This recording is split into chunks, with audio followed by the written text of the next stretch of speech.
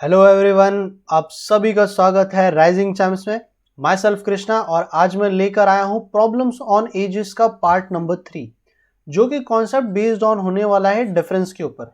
जब भी आपको प्रॉब्लम्स ऑन एजेस में एजेस की जो वैल्यू है वो डिफरेंस की दी जाती है, जैसे कि कोई किसी से 2 साल बड़ा है, कोई किसी से 2 साल छोटा है, या दोनों के बीच में जो एज का गैप है वो 4 साल है, 5 साल है, कोई किसी से एक्सीड करता है बाय 4 ईयर्स। तो इस टाइप के जो डेटा है या जो टर्म्स है वो टाइप नंबर 3 में, वो कॉन्सेप्ट नंबर 3 में हम लोग देखने वाले। बट लेक्चर स्टार्ट करने के पहले अगर आपको लेक्चर के रिगार्डिंग कोई भी डाउट हो या कोई भी चीज़ पूछनी हो तो नीचे दिए गए नंबर पे आप हमें मैसेज या कांटेक्ट कर सकते हैं, या हम लोग की जो ऑनलाइन बैचेस चालू है जिसमें आप जितने भी रेगुलर बेसिस पे जो भी डाउट होता है वो हम लोग लेते हैं, उसकी सेशंस लेते हैं, तो वो आप लोग जो है ज्वाइन कर सकते हैं। सो आइए आज का लेक्चर जो है हम लोग स्टार्ट करते हैं एजेस के ऊपर, जो कि कॉन्सेप्ट होने वाला है डिफरेंस के ऊपर। आई थिंक इसको और ज़्यादा एक्सप्लेन करने की ज़रूरत नहीं है। जब भी एजेस में डिफरेंस होता है तो आप जो है ये वाला कॉन्सेप्ट जो है याद करते हो। और अब क्वेश्चंस के ऊपर आते हैं हम लोग डायरेक्ट। अब इसमें बहुत एक इम्पॉर्टेंट कॉन्सेप्ट है जो समझाना ज़रूरी है, और वो एक बार समझ गए तो सारे क्वेश्चंस आपके इजीली सॉल्व हो जाएंगे।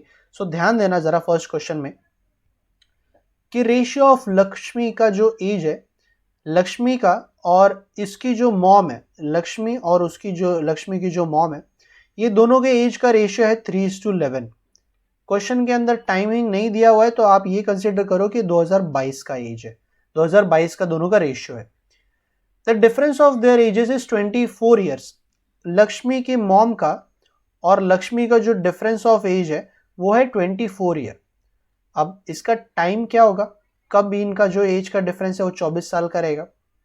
तो एक्चुअली यही सबसे ज़्यादा इंपॉर्टेंट चीज़ है, कि यही समझना सबसे ज़्यादा इंपॉर्टेंट है कि जब भी आप किसी भी चीज़ के डिफरेंस की बात करोगे एजेस में, कि कोई किसी से 2 साल बड़ा है, कोई किसी से 4 साल एक्सीड करता है, कोई दो लोगों के बीच के 24 साल का एज का डिफरेंस है, तो आपको कभी भी डिफरेंस वाले टर्म में उसका टाइम मेंशन करने की ज़रूरत नहीं है।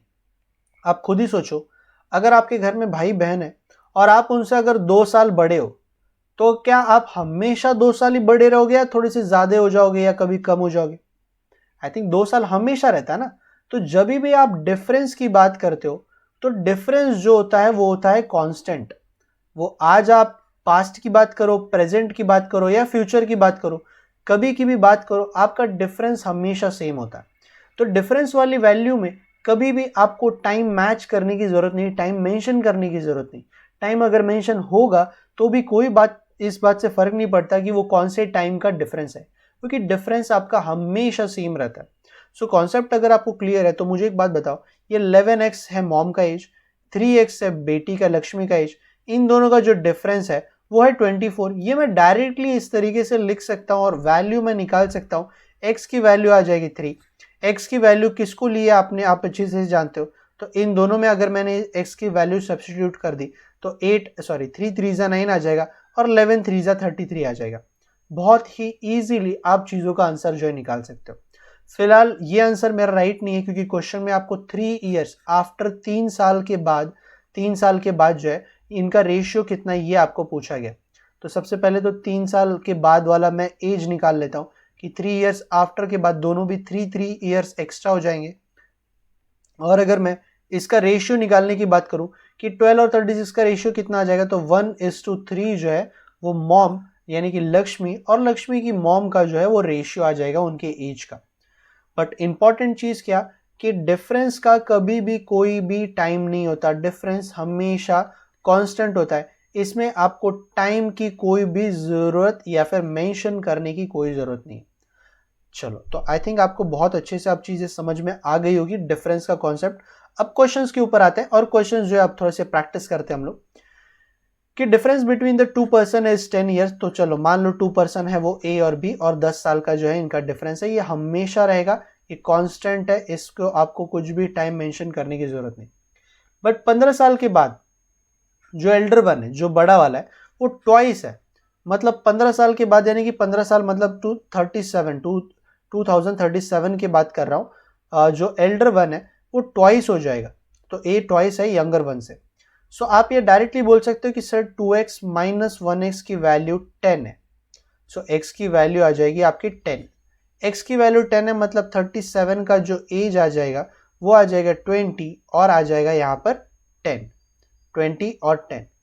अब मैं यहाँ पे बोल रहा हूँ कि 15 साल, ओके सॉरी, ये 15 साल एगो है। एगो का मतलब 5 पीछे, तो ये आ जाएगा 15 साल, मतलब 2007 की बात कर रहा हूँ मैं, 2007 की बात कर रहा हूँ मैं। ये मैंने एगो नहीं पढ़ा, मैंने फ्यूचर।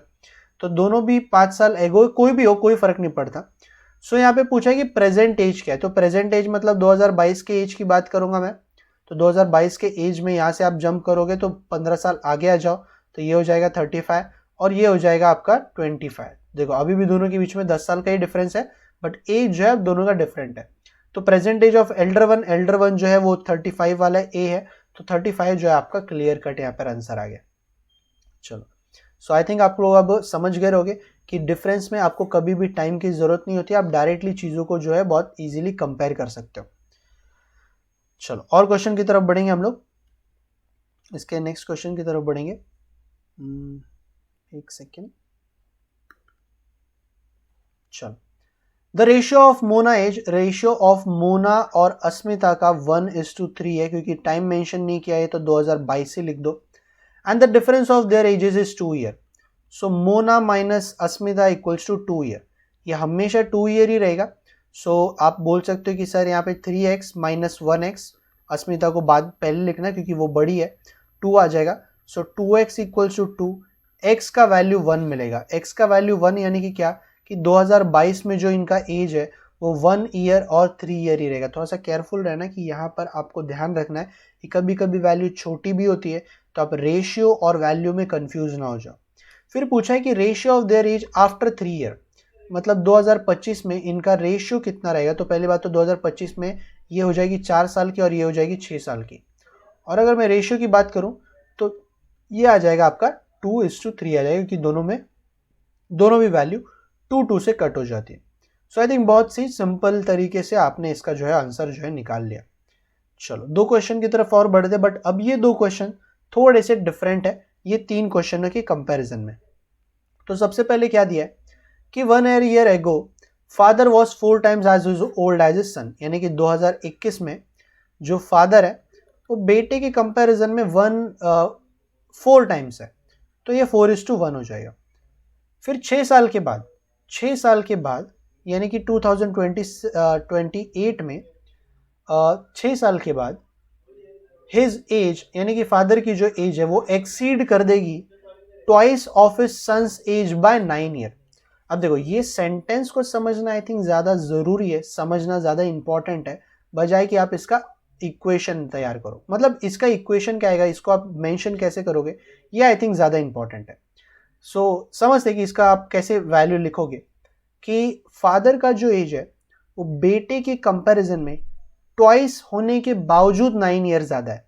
मतलब बेटे का एज चलो मान लो x लिया अगर मैंने, तो फादर जो है पहली बात तो ट्वाइस है, बट ट्वाइस से भी 9 ईयर्स वो सक्सीड कर रहा है, 9 ईयर और ज़्यादा है, तो प्लस यहाँ पे 9 आ जाएगा। कब की बात कर रहा हूँ, 2028 की बात कर रहा हूँ।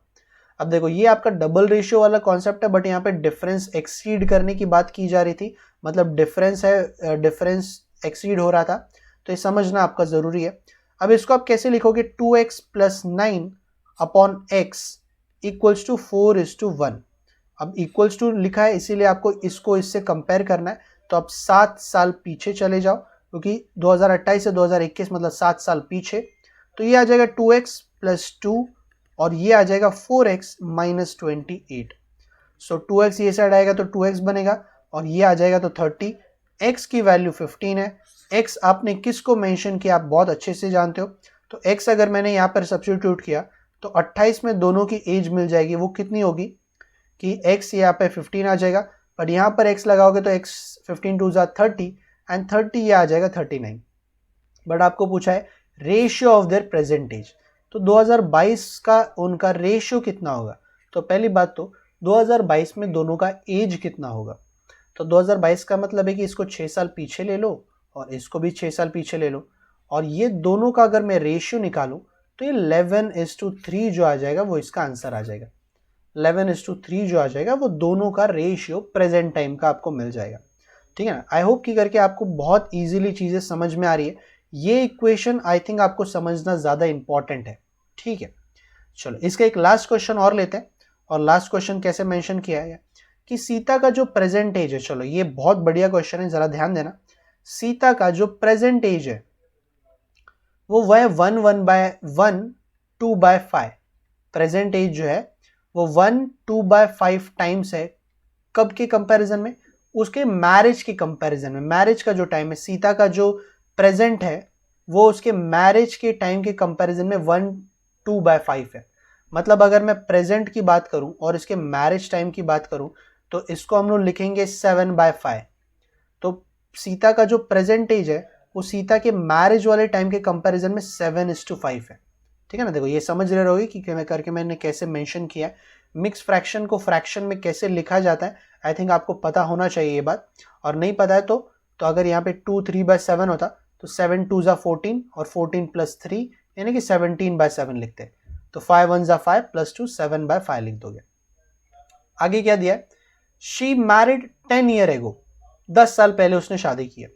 अब मुझे एक बात बताओ कि ये जो मैरिड का टाइम है और जो उसका प्रेजेंट एज का जो टाइम है, यहाँ पे रेशियो ही मेंशन है ना, ये रेशियो मेंशन है ना, और ये दोनों के एज में 10 साल का गैप है। दोनों की जो टाइम है वो 10 ईयर का डिफरेंस है। आप ऐसे बोल सकते हो 10 ईयर्स का डिफरेंस है। तो आप ये ऐसे डायरेक्ट नहीं बोल सकते कि sir 7x - 5x = 10, 2x = 10, x का वैल्यू 5 है तो सर 7x = 35 हो जाएगा और 5x = 25 हो जाएगा। मतलब ये है उसका प्रेजेंट एज और ये है उसका मैरिड वाला एज, जब उसका मैरिज हुआ था तब का एज है। ठीक है ना। क्योंकि यहाँ पे देखो ये जो 10 ईयर है ना, यही समझना जरूरी है कि ये डिफरेंस है कब का, उसके प्रेजेंट टाइम का और उसके मैरिज के टाइम का। सीता का ही है बट सीता का रेशियो अलग अलग है उसके टाइम के हिसाब से। 10 साल का जो है उनका डिफरेंस है। अब आगे क्वेश्चन में क्या दिया गया है कि उसका जो बेटा है वो 1 साल ज्यादा है उसके मैरिज के 1/5 वाले टाइम से। मतलब मैरिज में वो थी 25 साल की, अगर 25 साल का मैं 1/5 निकाल लूँ तो ये हो जाएगा 5 ईयर हो जाएगा। और उसका जो बेटा है वो 1 साल बड़ा है उसके 1/5 वाले एज से। मतलब उसका जो बेटा है वो 6 साल का रहेगा। तो यहाँ पर डिफरेंस वाली जो टर्म है, यहाँ पर ये जो डिफरेंस वाली जो टर्म है ये किस तरीके से यूज होता है क्वेश्चन में, ये समझना आई थिंक जरूरी है। काफ़ी इंपॉर्टेंट कॉन्सेप्ट है बट ये इंपॉर्टेंट कॉन्सेप्ट में बस इसका बात का ध्यान रखना है कि किसी भी रेशियो का आपको टाइम की जरूरत नहीं है। टाइम का आपका कोई मैटर नहीं करता। ये क्वेश्चन थोड़ा सा उसके कंपैरिजन में डिफरेंट था बट आई थिंक आपको चीज़ें बहुत इजीली समझ में आई होगी। और मान लो नहीं भी समझाए तो आप हमें कांटेक्ट या फिर मैसेज ज़रूर करिए। चलिए आज के लिए मैं इतना ही रखता हूँ। नेक्स्ट लेक्चर में जल्दी मिलेंगे। तब तक के लिए सभी को take care and goodbye. अगर आपको हमारा ये वीडियो पसंद आया है तो प्लीज़ हमारे चैनल को ज़्यादा से ज़्यादा शेयर करिए, लाइक करिए एंड मोस्ट इम्पॉर्टेंट सब्सक्राइब करना ना भूलिए। तो मिलते हैं अगले वीडियो में। तब तक के लिए take care and good bye.